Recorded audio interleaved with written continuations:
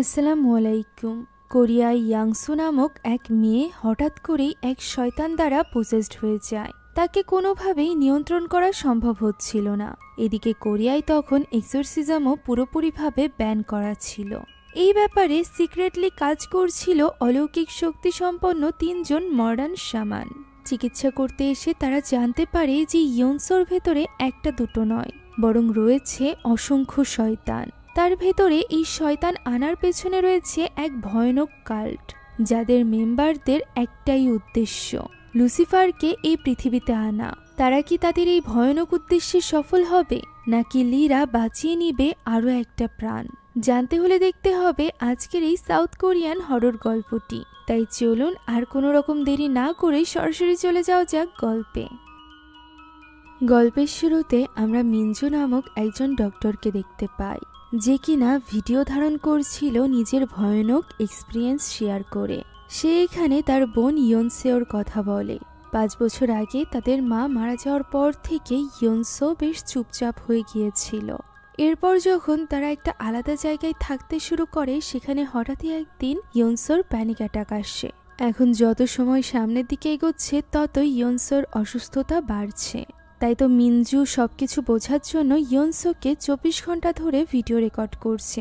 একদিন যখন ইয়নসোর এমআরআই করা হচ্ছিল, তখন হঠাৎ করেই এমআরআই রুমের লাইটগুলো ফ্লিকার করতে আরম্ভ করে এবং অন্ধকার হয়ে যায়। তাই তো ইয়নসো ঠিক আছে কিনা চেক করার জন্য 3 জন ডক্টর ভেতরে প্রবেশ করে।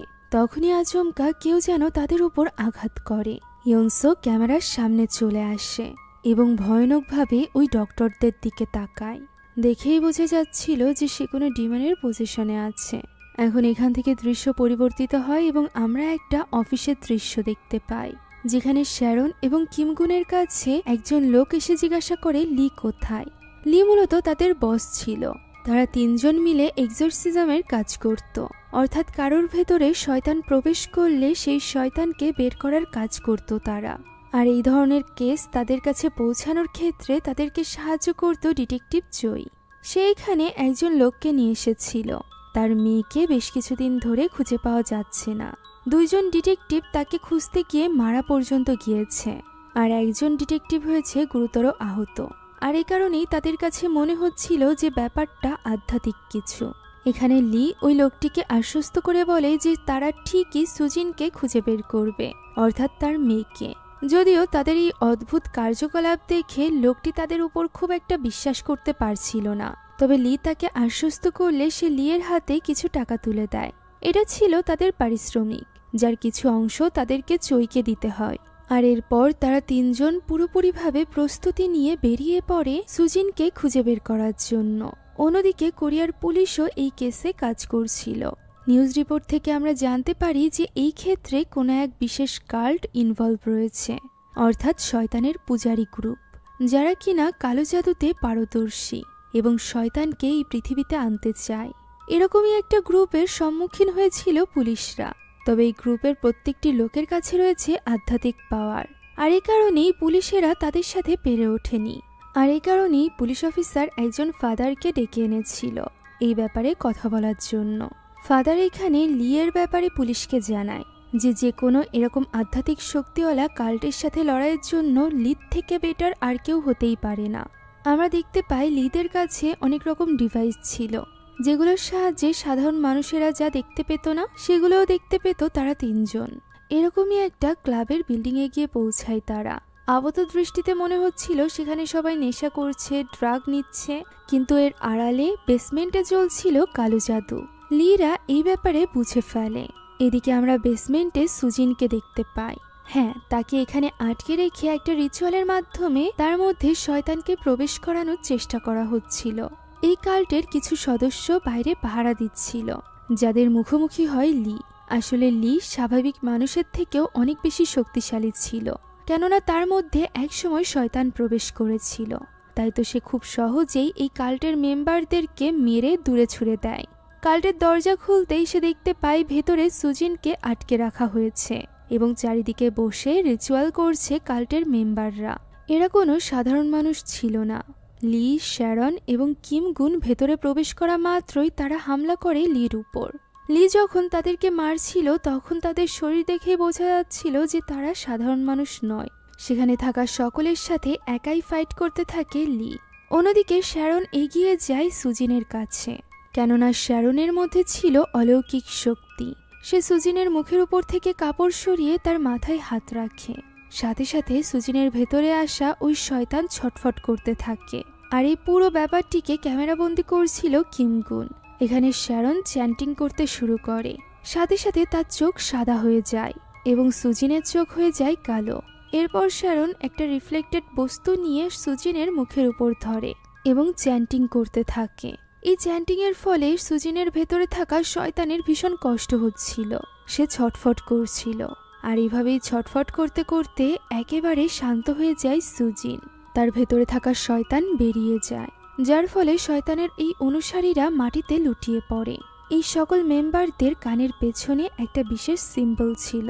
সুজিন তখনও পর্যন্ত অজ্ঞান ছিল। লি এখানে শ্যারনকে প্রশ্ন করে যে সুজিন পুরোপুরিভাবে ওই ডিমন মুক্ত হয়েছে কিনা।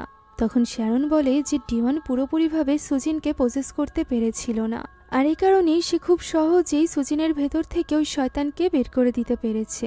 তবে কিমগুন এখানে পুরো ব্যাপারটাকে ভালোভাবে রেকর্ড করতে পারেনি, তাই তো এই ব্যাপারটা নিয়ে শ্যারন এবং লি তাকে কথা শোনাতে থাকে। আর এরপর তারা এই কালো জাদুতে ব্যবহৃত প্রত্যেকটা জিনিস একত্রিত করে পুড়িয়ে দেয়। পরদিন সকালে আমরা মিনজুকে দেখতে পাই, যে কিনা এখনো পর্যন্ত তার ডক্টরের ডিউটি ভালোভাবে পালন করে চলেছিল। তবে তার মন সারাক্ষণ পড়েছিল ইয়নসোর কাছে। এই ব্যাপারটা ওই ফাদারও লক্ষ্য করে, যাকে আমরা পুলিশ স্টেশনে দেখেছিলাম। সে মূলত এখন ডক্টরিতে জয়েন করেছিল।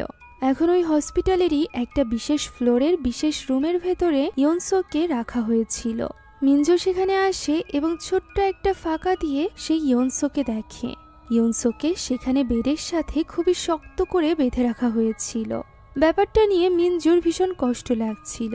সে নিজের চেম্বারে গিয়ে ইয়নসোর ভিডিওগুলো দেখতে থাকে, যেখানে ইয়নসোর উপর এক্সোরসিজমও করা হয়েছিল। তবুও তাকে এই শয়তানের হাত থেকে মুক্ত করা সম্ভব হয়নি। সে এখানে ইন্টারনেটের মাধ্যমে লি, শ্যারন এবং কিমগুনের টিমের ব্যাপারে জানতে পারে। ওই সময় আমরা লিকে দেখতে পাই, যে কিনা তার বোনের সাথে কথা বলছিল।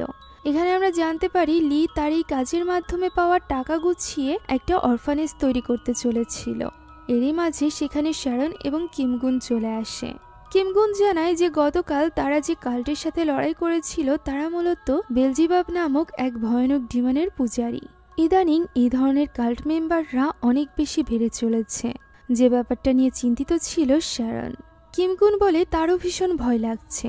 তখন শ্যারন তাকে আশ্বস্ত করে যে তার ভবিষ্যৎ বেশ ব্রাইট, সে তার ভবিষ্যৎ দেখেছে, তাই তার চিন্তা করার কোনো প্রয়োজন নেই। যা শুনে লি তাকে প্রশ্ন করে যে তার ভবিষ্যতের কি খবর। তবে এই প্রশ্নের কোনো উত্তর না দিয়েই শ্যারন সেখান থেকে চলে যায়। ফলে লি অনেকটা চিন্তায় পড়ে যায় তার নিজের ভবিষ্যৎ নিয়ে। এখন এখান থেকে তারা তিনজন ফিরে যায় তাদের অফিসে, যেখানে আগে থেকেই তাদের জন্য অপেক্ষা করছিল মিনজু। মিনজু এখানে নিজের বোনের অসুস্থতার কথা বললে লি তাকে জিজ্ঞাসা করে যে তাকে ডিটেকটিভ চই পাঠিয়েছে কিনা। উত্তরে ভুলবশত মিনজু বলে ফেলে যে তাকে ফাদার মার্কো পাঠিয়েছে। ফাদার মার্কো তাকে নিষেধ করেছিল লির সামনে তার নাম নেওয়ার জন্য, কেননা তাদের মধ্যে ঝামেলা চলছিল। তাই তো লি এখানে মিনজুকে সাহায্য করতে না করে দেয়।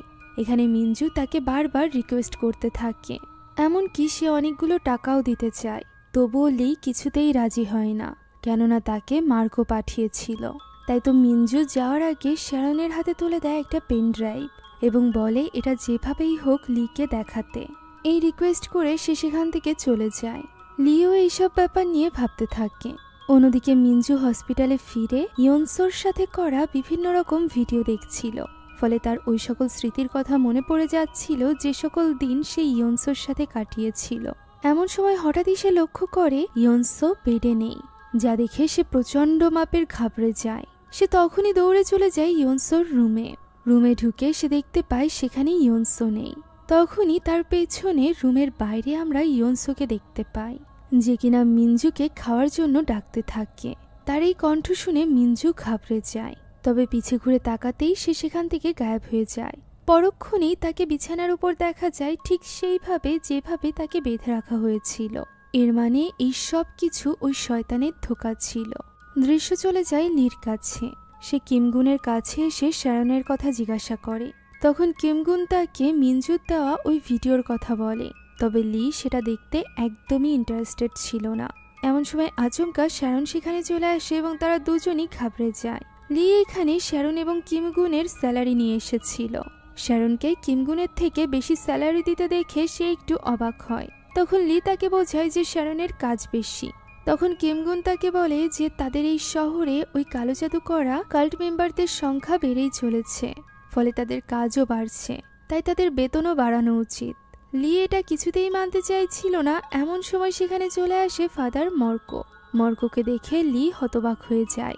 তারা দুজন আলাদাভাবে কথা বলে, যা লুকিয়ে লুকিয়ে শোনার চেষ্টা করছিল শ্যারন এবং কিমগুন।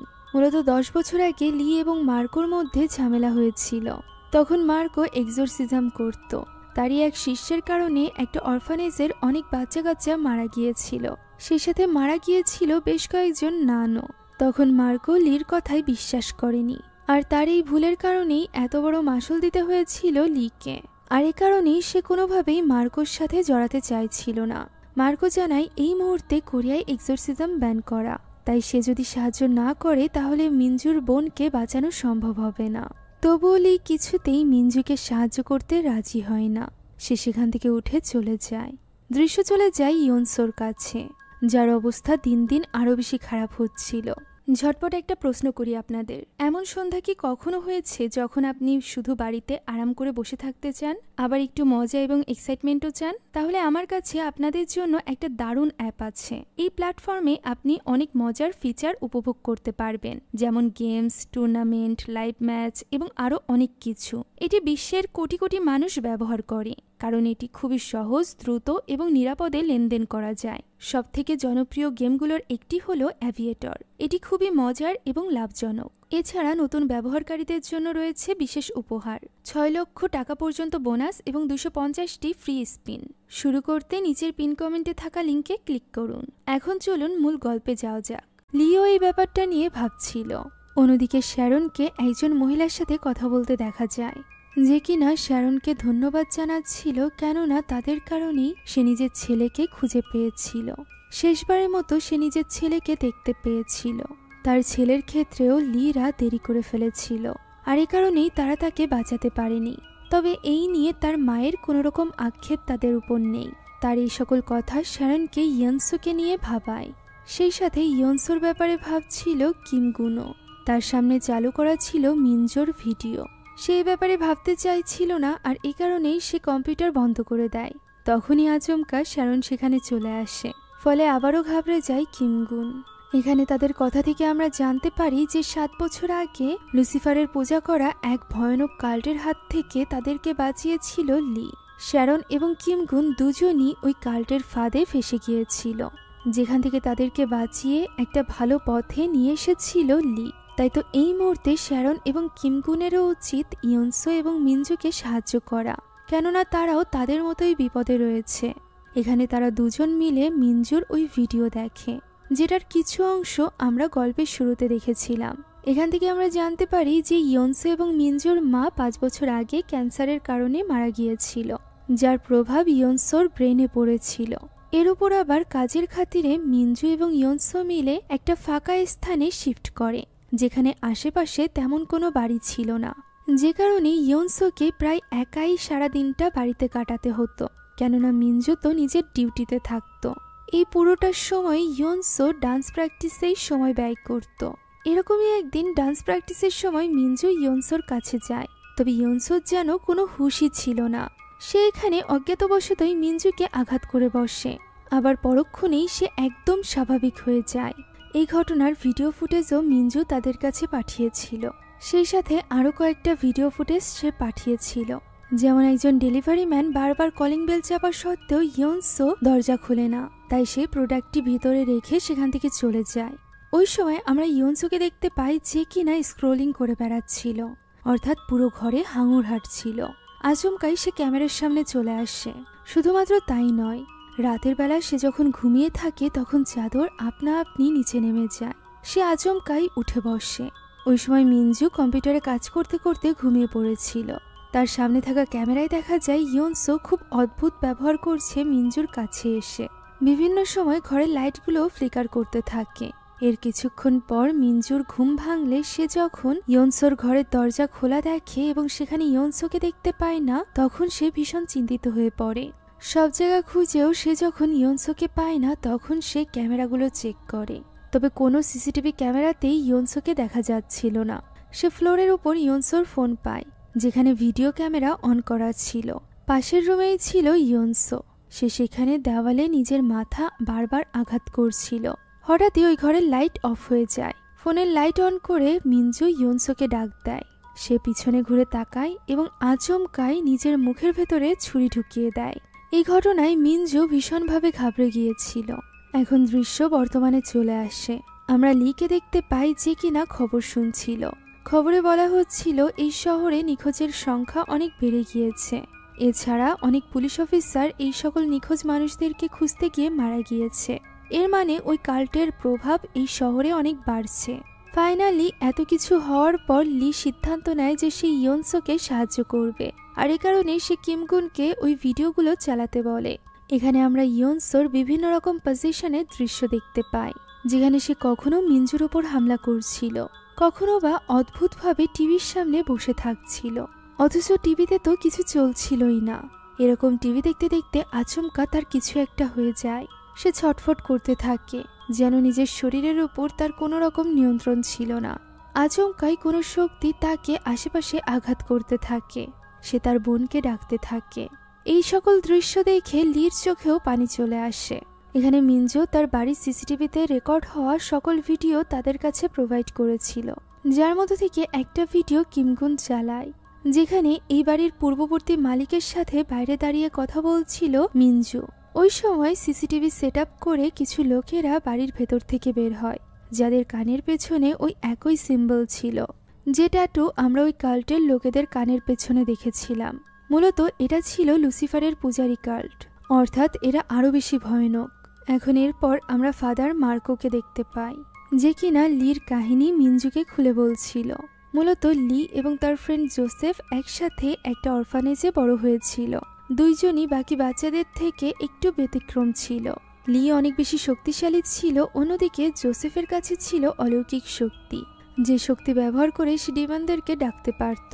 এত ছোট বয়সে এই পাওয়ার দেখে সিস্টাররা সহ অরফানেজের বাকি সবাই অনেক ঘাবড়ে গিয়েছিল।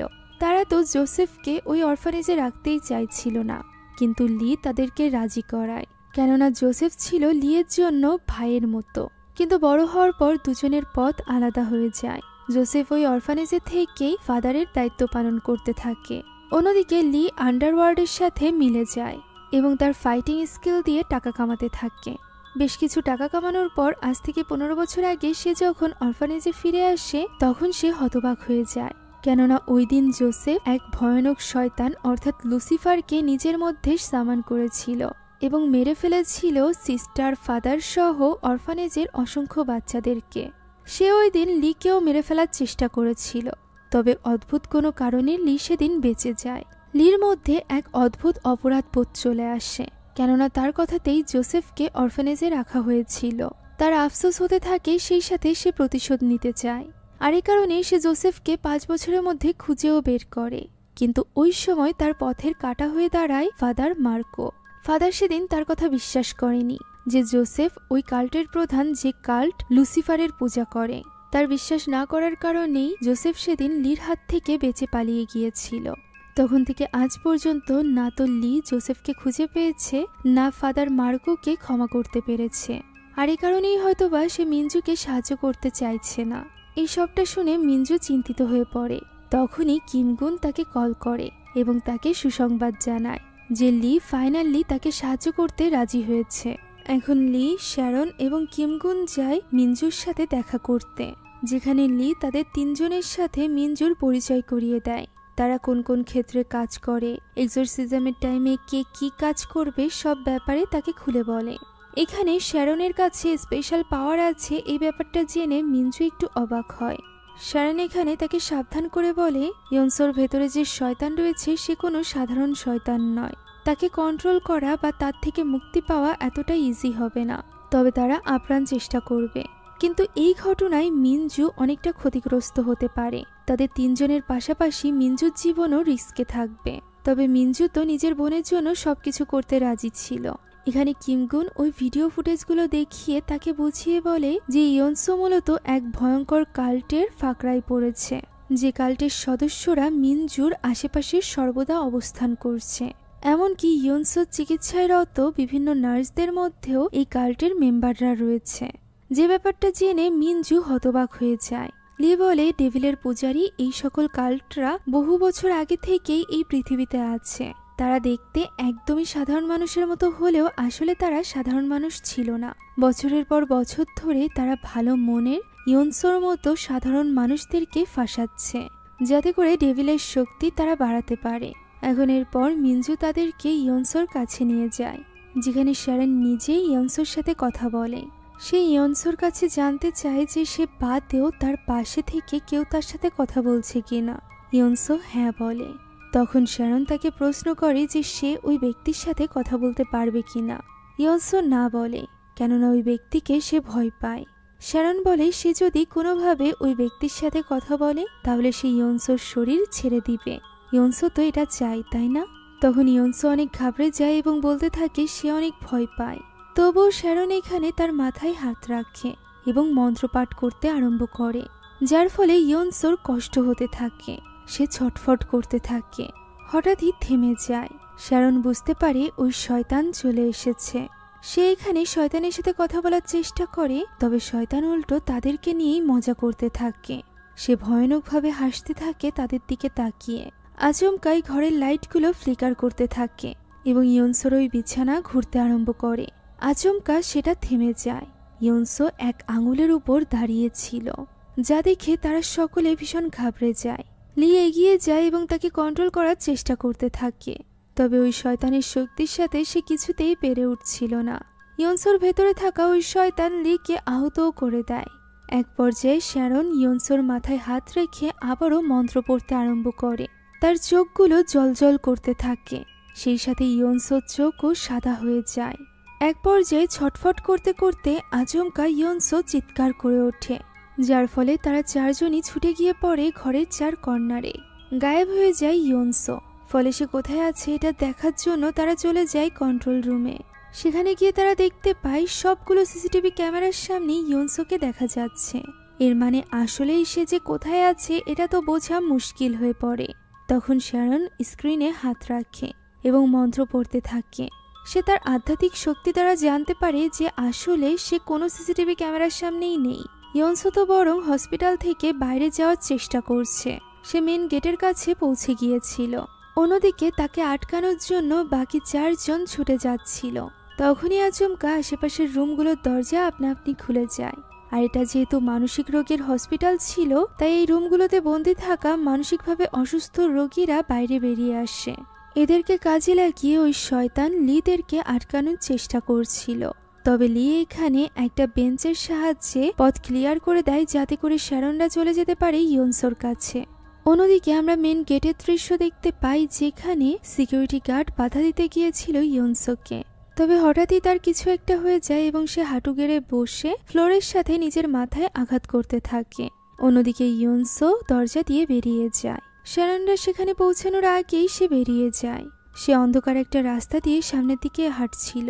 তখনই পেছন থেকে মিনজু তাকে ডাকতে থাকে।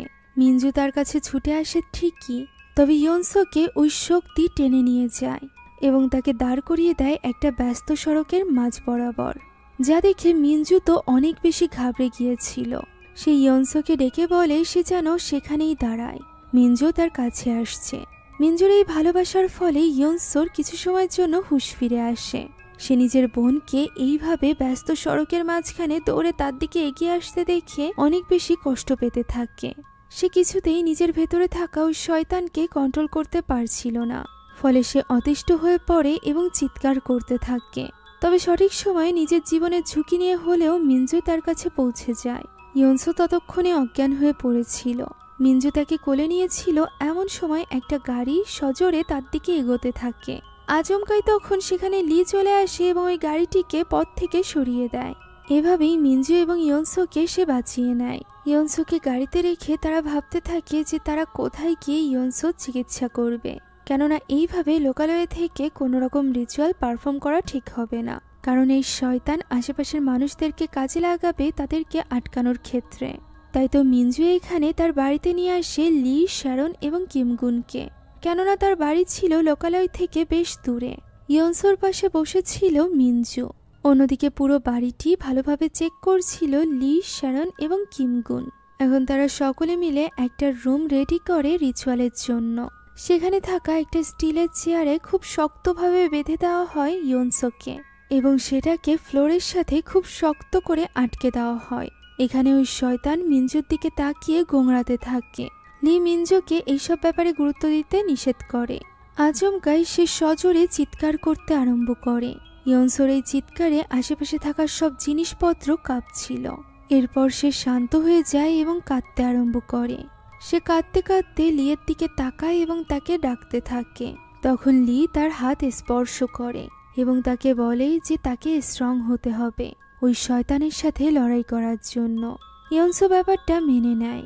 তার চারিদিকে লবণ দিয়ে দুটো সার্কেল বানানো হয়। শ্যারন এখানে মিনজুকে তাদের এক্সোরসিজমের সকল প্রক্রিয়া খুলে বলে যে তারা 3টা স্টেজে কাজ করবে, যার মাধ্যমে তারা ইয়নসোর মুখ থেকে ওই শয়তানের নাম বের করার চেষ্টা করবে। প্রথম স্টেজ শুরু হয়। শ্যারন ইয়নসোর কাছে তার ভেতরে থাকা শয়তানের নাম জিজ্ঞাসা করে, তবে ইয়নসো তো এখানে মিনজুকে তাকে সাহায্য করতে বলে। মিনজু তার কথার কোনো উত্তর দিবে তার আগেই লি তাকে কোনো রকম কথা বলতে নিষেধ করে। তাকে দায়িত্ব দেওয়া হয় ইয়নসোর হার্টবিট চেক করার। এদিকে শ্যারন ইয়নসোর মাথায় একটা গাছের ডাল স্পর্শ করে তার নাম জিজ্ঞাসা করে। এই স্টেজে কাজ না হলে তাদের দ্বিতীয় স্টেজ শুরু করতে হয়। দ্বিতীয় স্টেজটি ছিল মিনজুর জন্য কঠিন, কেননা ইয়নসোর ভেতরে থাকা শয়তান এখন সকলকে ম্যানিপুলেট করার চেষ্টা করবে, যার মধ্যে থেকে সব থেকে বেশি দুর্বল ছিল মিনজু। যেহেতু ইয়নসো তার নিজের বোন ছিল, তাই তাকে কঠোর মনোবল রাখতে বলা হয়। শ্যারন রিচুয়াল শুরু করে এবং চিৎকার করতে থাকে ইয়নসো, তবে মিনজু তার কথায় দুর্বল হয় না। এবার শ্যারন রিফ্লেক্টেড স্টিলের ওই বস্তুটি বের করে নিয়ে আসে। সাধারণত যে কোনো শয়তান এই স্টেজেই নিজের নাম বলে দেয়, তবে ইয়নসোর শয়তান নাম তো বলেই না, বরং সে এখানে নিজের শক্তি দ্বারা ওই রিফ্লেক্টেড বস্তুটি ভেঙে ফেলে, যা দেখে শ্যারনও বিস্মিত হয়। এবার ইয়নসোর এক ভয়ানক রূপ দেখা দেয়। সে বিভিন্ন কণ্ঠে কথা বলতে থাকে, যা শুনে তাদের বুঝতে আর বাকি থাকে না যে ইয়নসোর মধ্যে একটা দুটো নয়, অনেকগুলো ডিমন রয়েছে, যাদের সাথে লড়াই করা এতটা সহজ হবে না। তার এই সকল কথার সাথে সাথে পুরো বাড়িতে যেন অন্ধকার নেমে আসে। দিনের বেলাও পুরো বাড়ি অন্ধকার হয়ে যায়। বাইরের আলো ভেতরে প্রবেশ করতে পারছিল না। লি বুঝতে পারে এবার তার কাজের সময় চলে এসেছে, কেননা ওই শয়তান কাল্টের মেম্বাররা হয়তো বা এই বাড়ি পর্যন্ত পৌঁছে গিয়েছে। এই কারণেই এমনটি হচ্ছে। লি ওই কাল্ট মেম্বারদের উপস্থিতি টের পায় এবং সেদিকে এগিয়ে যায়। সে একটা দেওয়ালের পিছে কিছু একটা অনুভব করে এবং দেওয়াল ভেঙে তার ভেতর থেকে বের করে নিয়ে আসে একজন কাল্ট মেম্বারকে। সে মনে করেছিল এই একজনই হয়তো বা এসেছে, তবে সে যখন চলে আসছিল তখনই হঠাৎ করে লাইটগুলো ফ্লিকার করতে থাকে। দেখা যায় সেখানে বেশ কয়েকজন শয়তানের অনুসারীরা উপস্থিত রয়েছে, যাদের সাথে ফাইট করতে থাকে লি। অন্যদিকে ইয়নসোর ভেতরকার শয়তানরাও বেশ শক্তিশালী হয়ে উঠেছিল। শ্যারন তাকে শান্ত করতে এক ধাপ সামনের দিকে এগিয়েও যায়, তবে এতেও কোনো লাভ হয় না। সেখানে থাকা হার্টবিট মনিটরটাও বন্ধ হয়ে যায়, যার ফলে তারা সকলে ভীষণ ঘাবড়ে গিয়েছিল। ডিমান এখানে শ্যারনকে উস্কাতে থাকে সেকেন্ড সার্কেলের ভেতরে ঢোকার জন্য। তার চিৎকারে শ্যারনের বেশ কষ্ট হয়, তবুও শ্যারন এখানে হার মানে না। সে এক পা ওই সেকেন্ড সার্কেলের ভেতরে দেয় এবং ইয়নসোর চোখ মুখ আটকে ধরে চ্যান্টিং করতে আরম্ভ করে। এর ফলে ইয়নসোর ভেতরে থাকা শয়তান দুর্বল হয়ে পড়ে। এদিকে লিকে আহত করে একটা কাল্ট মেম্বার পৌঁছে গিয়েছিল দরজা পর্যন্ত, তবে লি তাকে ঠিকই মেরে অজ্ঞান করে দেয় এবং দরজায় নক করে। কিমগুন দরজা খুলে তাকে ভেতরে নেয়। ততক্ষণে ইয়নসো অজ্ঞান হয়ে গিয়েছিল। কিমগুন এবং লি মিলে সব কাল্ট মেম্বারদেরকে বেঁধে ফেলে আর এরপর ওই ঘরে ফিরে আসে, যেখানে ইয়নসোর সামনে দাঁড়িয়ে ছিল মিনজু। পেছন থেকে শ্যারন তাকে ডাকতে থাকে, তবে মিনজু তার কথায় কোনো উত্তর দেয় না। দেখা যায় মিনজুকেই কোনো এক ডিমন পজেস করে ফেলেছে। শ্যারন এখানে চ্যান্টিং করে খুব সহজে মিঞ্জুর ভেতরকার ওই শয়তান বের করে দেয়, যেহেতু শয়তান তাকে পুরোপুরিভাবে পজেস করে পেরেছিল না। শ্যারনের মতে এই বাড়িতেই কিছু না কিছু আছে, তা না হলে এত সহজে মিঞ্জুকে পজেস করা সম্ভব হতো না। পুরো বাড়িটি দেখার পর শ্যারন একটা বিশেষ দেওয়ালের সামনে এসে দাঁড়ায় এবং তার উপর হাত রাখতেই তার হাতে গরম ভাব লাগে। লি দেওয়ালের স্টিকার সরিয়ে ফেলে। তখনই কিম গুন তাদের বিশেষ আলো ওই দেওয়ালে মারে। তারা অবাক হয়ে যায়, কেননা পুরো দেওয়ালে ছিল চ্যান্টিং লেখা। কিম গুন ওই চ্যান্টিং পড়তে শুরু করলে লি তাকে নিষেধ করে। তাদের আর বুঝতে বাকি থাকে না যে খুবই পরিকল্পনার সাথে ওই কাল্ট মেম্বাররা ইয়োনসো এবং মিঞ্জুকে এই বাড়িতে এনেছিল। এই বাড়ি ছিল অভিশপ্ত। এখন এই অভিশপ্ত বাড়ি থেকে বাঁচার উপায় কি? মিঞ্জু জিজ্ঞাসা করলে শ্যারন সাথে সাথে ফ্লোরের উপর হাত রাখে এবং চ্যান্টিং করতে শুরু করে। এর পাশাপাশি লি ওই দেওয়ালের উপর আঘাত করে করে সেটা ভাঙতে শুরু করে। এর ফলে পুরো বাড়িতে থাকা এই অভিশাপ আস্তে আস্তে করে কাটতে শুরু করে। ইয়োনসোর জ্ঞান ফিরে আসে এবং সে চিৎকার করতে থাকে, যা শুনে তার কাছে ছুটে যায় কিমগুন। ইয়োনসো কিমগুনকে বলে তার ভেতর থেকে ওই শয়তান হয়তোবা বেরিয়ে গিয়েছে। কিমগুন তাকে জিজ্ঞাসা করে যে তার একটু ভালো লাগছে কিনা। তখনই লি তাকে আটকে নেয়। বাকিরাও সেখানে চলে আসে এবং ইয়োনসো মিঞ্জুকে বলতে থাকে তার বাঁধন খুলে দেওয়ার জন্য। মিঞ্জু তার ফাঁদে পা দিলেও লি তাকে আটকে নেয়। তখনই এই শয়তান তার আসল রূপে ফিরে আসে। এখনও মূলত দ্বিতীয় স্টেজই চলছিল, তাই ইয়োনসোর ভেতরে থাকা শয়তান তাদেরকে ম্যানিপুলেট করার চেষ্টা করছিল, যেটাই ব্যর্থ হয়ে সে এখানে বলতে থাকে যে এমনিতেই ইয়োনসো মারা যাবে, তারা শুধু শুধু পরিশ্রম করছে। সে জানতো তাদের মধ্যে থেকে সবথেকে স্ট্রং হচ্ছে লি, আর এ কারণে এবার সে লির উপর ইফেক্ট ফেলতে শুরু করে। তৃতীয় স্টেজ শুরু হয়ে গিয়েছিল। এই স্টেজের শয়তান মানুষকে একটা ভ্রমের মধ্যে ফেলে দেয়। এমনটিই ঘটছিল লির সাথে। লির সামনে ওই শয়তান চলে আসে, যার প্ররোচনায় পড়ে 15 বছর আগে লি ওই অরফানেজের সব বাচ্চাদেরকে মেরে ফেলেছিল। হ্যাঁ, 15 বছর আগে এই শয়তানকে জোসেফ লির মধ্যেই এনেছিল, আর এই কারণেই মূলত লি এই সব কিছুর জন্য নিজেকেই দায়ী মনে করত। সে এখানে ওই শয়তানকে দেখে এত বেশি রেগে যায় যে সে তার গলা চেপে মেরে ফেলার চেষ্টা করতে থাকে। তবে আসলে তো সে শ্যারনের গলা চেপে ধরে রেখেছিল। মিঞ্জু এবং কিমগুন মিলেও তাকে আটকাতে পারছিল না। এক পর্যায়ে তার জ্ঞান ফিরে আসে এবং সে শ্যারনকে ছেড়ে দেয়। তখন ওই শয়তান ভয়ঙ্করভাবে হাসতে থাকে। তবুও শ্যারন এখানে হার মানে না। সে আবারও রিচুয়াল শুরু করে দেয়। এই রিচুয়ালের মাধ্যমে সে ওই শয়তানের প্রভাব কাটানোর চেষ্টা করছিল। এখানে ওই শয়তান এবং শ্যারনের মধ্যে অন্য ভাষায় কিছুটা কথোপকথন হয়। এরই মাঝে শয়তান একটা ঠান্ডা নিঃশ্বাস ছাড়ে, যার ফলে পুরো ঘর যেন জমে যেতে থাকে। ঠান্ডায় সকলে কাঁপতে থাকে। এরই মাঝে চোখ মেলতে শ্যারন দেখতে পায় সে অন্য এক জগতে চলে এসেছে, যেখানে ইয়োনসো তার সামনে দাঁড়ানো। সরাসরি লুসিফার তার সাথে কথা বলছিল। লুসিফার এখানে চেষ্টা করছিল শ্যারনকে নিজের অনুসারীতে পরিণত করার, যেমনটি সে এর আগেও ছিল। ওই কাল্টের লোকেরা যেভাবে তাকে ফাঁসিয়েছিল। তবে শ্যারন তার কথা মানে না, বরং চিৎকার করে ইয়োনসোর কাছে তার ভেতরে থাকা ডিমনের নাম জিজ্ঞাসা করে। ফলে সে আসল জগতে ফিরে আসে। সেখানে ফিরতেই সে আবারও রিচুয়াল শুরু করে দেয়। সেই রিচুয়ালের মাধ্যমে ইয়োনসোর মুখ থেকে ডিমনের নাম বের করার চেষ্টা করছিল। তবে এর ফলে ইয়োনসোর ভীষণ কষ্ট হচ্ছিল, যা সহ্য করতে পারছিল না মিঞ্জু। যে ব্যাপারটার সুযোগ তোলে শয়তান। সে মিঞ্জুকে ম্যানিপুলেট করে এবং মিঞ্জু ভুলবশত ওই লবণের সার্কেল ভেঙে ফেলে, যার ফলে ওই শয়তান এবার তাদের কন্ট্রোলের বাইরে চলে যায়। পুরোপুরিভাবে ইয়োনসোকে বশে নিয়ে নেয় এবং চিৎকার করে ওঠে। চারিদিকে সবকিছু উলটপালট হয়ে যায়। সকলে হুঁশ সামলাতেই দেখতে পায় ইয়োনসো তার জায়গায় নেই। তারা দ্রুত ইয়োনসোকে খুঁজতে আরম্ভ করে। ইয়োনসো তখন পুরোপুরিভাবে ওই শয়তান দ্বারা পজেস ছিল। সে দেওয়াল বেয়ে সিলিংয়ে উঠে যায়। তবে শ্যারন তাকে তার চ্যান্টিং এর মাধ্যমে পালাতে দেয় না। এরপরও সে তাদের চোখে ধুলা দিয়ে সেখান থেকে পালিয়ে যায়। তারা পুরো বাড়িতে ইয়োনসোকে খুঁজতে আরম্ভ করে। শ্যারন এখানে কিছু একটার উপস্থিতি টের পায় এবং সে এই ব্যাপারে রিচুয়াল করতে আরম্ভ করে। অন্যদিকে মিঞ্জু বাড়ির সিসিটিভি ক্যামেরায় ইয়োনসোকে খুঁজছিল। তবে পুরো মনিটর ফ্লিকার করতে আরম্ভ করে। কিছুই দেখা যাচ্ছিল না। এমন সময় পেছনে থাকা আলমারির ভেতর থেকে ইয়োনসোর কণ্ঠ শোনা যায়। মিঞ্জু সেদিকে এগিয়ে যায়। তখন আমরা মনিটরে এক ভয়ানক চোখ দেখতে পাই, যেটা কিনা পরক্ষণেই গায়েব হয়ে যায় এদিকে মিঞ্জু ওই আলমারির কাছে পৌঁছাতেই আলমারিটি আচমকা তার উপরে পড়তে যায়, তবে সঠিক সময় সেখানে লি এসে তাকে বাঁচিয়ে নেয়। বাড়ির সব জিনিসপত্র উল্টোপাল্টা হচ্ছিল, আসবাবপত্র সব পড়ে যাচ্ছিল।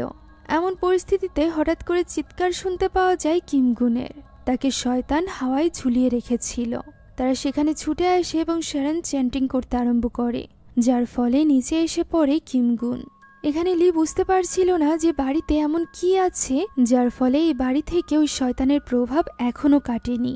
তখনই মিঞ্জুর মনে পড়ে যায় এই বাড়ির আগের মালিকের কথা, যে কিনা তাকে বলেছিল স্টোরেজে তার কিছু জিনিসপত্র রাখা আছে, তাই মিঞ্জু যেন তার ভেতরে না যায়। পূর্ববর্তী মালিকেরাও যেহেতু ওই কাল্টেরই অংশ, তাই লি চলে যায় স্টোরেজে কি আছে তা দেখার জন্য। অন্যদিকে বাকি তিনজন পুরো বাড়িতে ইয়নসোকে খুঁজতে থাকে। শ্যারন বুঝতে পারছিল যে ইয়নসো আস্তে আস্তে করে ওই শয়তানে পরিণত হচ্ছে। এতক্ষণে শ্যারন ওই শয়তানদের নামও বের করে ফেলেছিল। তারা এখানে কিছু আওয়াজ শুনে সিঁড়ি রুমের দিকে আসে এবং দেখতে পায় ইয়নসোকে, যে কিনা পুরোপুরি এখন ওই শয়তানদের বশে ছিল।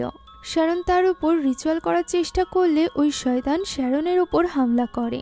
তাকে কোনোভাবে সামলাতে পারছিল না কিমগুন এবং মিঞ্জু। এক পর্যায়ে ইয়নসো সহ তারা সকলে ছুটে গিয়ে পড়ে। অন্যদিকে আমরা লিকে দেখতে পাই, যে কিনা ওই স্টোর রুমের ভেতরে একটা সিক্রেট রাস্তা খুঁজে পেয়েছিল, যেটা বেসমেন্টের মতো একটা স্থানে নিয়ে যাচ্ছিল। সেখানে গিয়ে সে সকল কাল্ট মেম্বারদেরকে দেখতে পায়। অর্থাৎ এই বাড়ির নিচেই চলছিল কালো জাদুর সকল রিচুয়াল, যেখানে একটা গাছের গোড়ায় বসে তারা সকলে কালো জাদু করছিল। তারা কেউই আসলে সাধারণ মানুষ ছিল না। লিকে দেখে তাদের লিডার সামনে আসে এবং লিকে উদ্দেশ্য করে বলে যে সে যদি এই রিচুয়ালে বাধা দেয় তাহলে তাকে তারা শেষ করে দিবে। এখানে তাদের সকলের সাথে ফাইট শুরু হয়ে যায় লির। মানুষ না হওয়া সত্ত্বেও তারা লির সাথে পেরে উঠছিল না, তাই তো তারা লির গলায় একটা দড়ির ফাঁস দিয়ে দেয় এবং তাকে ঝোলানোর জন্য চেষ্টা করতে থাকে। লি এখানে আপ্রাণ চেষ্টা করছিল ওই শয়তানদের সাথে লড়াই করার। এক পর্যায়ে সে ওই সব সদস্যদেরকে নিচে ফেলে দেয়। এরই মাঝে চাকু নিয়ে তার উপর হামলা করে ওই কাল্টের লিডার। এই মুহূর্তে লির শরীরে কিছু সময়ের জন্য ওই ডিমন চলে আসে, যার কারণে লির ভেতরে ছিল এত পাওয়ার। সে এখানে ওই লিডারকে খুব সহজেই মেরে দেয়। এদিকে এই কাল্টের একজন মেম্বার ভেতরে চলে এসেছিল, যাকে আটকানোর জন্য কিমগুন তার সামনে চলে আসে। শ্যারন তখনও পর্যন্ত অজ্ঞান ছিল। এখানে ওই মেম্বার কিমগুনকে আহত করে ফেলে, তবে সঠিক সময় সেখানে লি চলে আসে এবং তাকেও মেরে দেয়। ছুরির আঘাতের কারণে লি অনেকটা আহত হয়ে পড়েছিল। তাকে সামলাতে আসে কিমগুন। তখনই আচমকা কোনো এক শক্তির কারণে তারা ছুটে গিয়ে পড়ে। নেমে আসে ওই শয়তান। তার ভেতরে থাকা শয়তান এবার সফল হয়ে গিয়েছিল। তার অপেক্ষার পালা শেষ। সে ওই রাস্তা খুলে ফেলেছিল যার মাধ্যমে লুসিফার এই পৃথিবীতে আসতে পারবে। এই ব্যাপারটা অনুভব করতে পারে শ্যারনও। তাই তো সে এবার ফাইনাল স্টেজ শুরু করে দেয়। সে চ্যান্টিং করতে আরম্ভ করে এবং তার চোখ জলজল করতে থাকে। তার চ্যান্টিং এর ফলে এবার যেন ইয়নসোর ভেতরে থাকা শয়তান পুড়তে শুরু করে। তবে এই শয়তান খুবই শক্তিশালী ছিল। সে তার শক্তির দ্বারা আশেপাশের সব কাজগুলো ভাঙতে থাকে। শ্যারনও হার মানে না, সেও তার চ্যান্টিং চালিয়ে যায়। এবার ইয়নসোর ভেতরে থাকা শয়তান আশেপাশের সব জিনিস ছুঁড়তে আরম্ভ করে শ্যারনের উপর।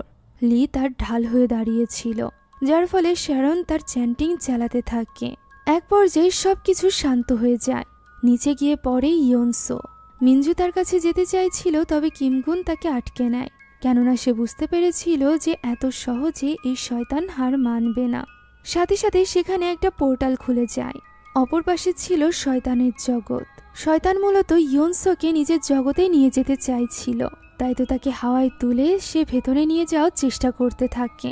সাথে সাথে শ্যারনেরও রক্ত বমি হতে থাকে, যে কারণে সে আর কোনো চ্যান্টিং করতে পারছিল না। মিঞ্জু আপ্রাণ চেষ্টা করতে থাকে ইয়নসোকে ভেতরে যাওয়া থেকে আটকাতে।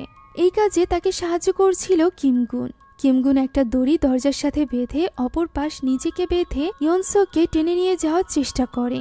তবে ওই শয়তানের ফোর্স এত বেশি ছিল যে ওই দড়ি পর্যন্ত ছুটে যায়। যেহেতু লির কাছে ছিল আধ্যাত্মিক পাওয়ার, সে তার শক্তি দ্বারা ওই দড়িটি ধরে ফেলে। এমন সময় শ্যারনও কোনো মতে নিজেকে সামলে নেয়। সে এগিয়ে যায় ইয়নসোর কাছে এবং তার উপর আবারও চ্যান্টিং করতে আরম্ভ করে। শ্যারন তার সম্পূর্ণ শক্তি দিয়ে চেষ্টা করতে থাকে। এদিকে শয়তান এবার শ্যারনকেই নিজের বশে নেওয়া শুরু করে দেয়। তবুও শ্যারন এখানে ওই শয়তানের সাথে ফাইট ব্যাক করে এবং আপ্রাণ চেষ্টা দ্বারা ওই রিচুয়াল কমপ্লিট করে, যার কারণে পুরোপুরিভাবে ইয়নসোর উপর থেকে ওই শয়তানের বশ কেটে যায়। শয়তানটি ওই পোর্টাল দিয়ে তবুও বাইরে আসার চেষ্টা করছিল। এরই মাঝে লির ভেতরে থাকা ওই অদ্ভুত শক্তি জেগে ওঠে। সে তার ম্যাজিক্যাল ফিস্ট দিয়ে ওই শয়তানের উপর হামলা করে এবং তাকে সম্পূর্ণভাবে তার দুনিয়াতে ফেরত পাঠিয়ে দেয়। মুহূর্তের মধ্যে সবকিছু শান্ত হয়ে যায়। মিনজুর ডাকে ইয়নসোর জ্ঞান ফিরে আসে। ইয়নসোকে সুস্থ দেখে মিনজু ইমোশনাল হয়ে পড়ে। একই সাথে ইয়নসো তাদের দুই বোনকেই বাঁচাতে পেরে লি, শ্যারন এবং কিমগুন খুশি হয়ে যায়। এর কিছুদিন পরের দৃশ্য আমরা দেখতে পাই। ইয়নসোর এই কেস হ্যান্ডেল করে তারা যতটা টাকা পেয়েছিল তাই দিয়ে এবং তার সাথে আরও কিছু টাকা অ্যাড করে লি ফাইনালি একটা অরফানেজ খুলে ফেলে, যেখানে অসংখ্য অনাথ বাচ্চারা আশ্রয় পায়। এর ফলে লির অপরাধবোধও কিছুটা কম হয়। গল্পের শেষে আমরা দেখতে পাই লি, শ্যারন এবং কিমগুন ফাইনালি জোসেফের ঠিকানা পেয়ে গিয়েছে। সেখানেই ছিল এই পৃথিবীর সবথেকে বড় কাল্ট, অর্থাৎ এবারের লড়াই আরও ব্যাপক হতে চলেছিল। লি সম্মুখীন হতে চলেছিল জোসেফের, অর্থাৎ স্বয়ং লুসিফারের। সে তার সাথে কিভাবে লড়াই করতে চলেছে এই প্রশ্ন আমাদের বুকে জাগিয়ে এই গল্পটি এখানেই শেষ হয়ে যায়। আশা করছি এই গল্পটি আপনাদের কাছে ভালো লেগেছে। অনেকদিন পর কোরিয়ান কোনো হরর মুভি আমি আপনাদের জন্য নিয়ে এসেছি। তো গল্পটি কেমন লাগলো তা কমেন্টে জানাতে ভুলবেন না। সেই সাথে ভালো লেগে থাকলে অবশ্যই একটা লাইক এবং একটু শেয়ার করে যাবেন। এরকমই নতুন নতুন হরর মুভির এক্সপ্লেনেশনের জন্য সাবস্ক্রাইব টু আওয়ার চ্যানেল। এছাড়া আমাদের সকল ভিডিওর আপডেট পেতে এখনই জয়েন করুন আমাদের হোয়াটসঅ্যাপ চ্যানেলে। চ্যানেলের লিঙ্ক ডেসক্রিপশন বক্সে দেওয়া আছে। Thank you so much for watching this video. আল্লাহ হাফিজ।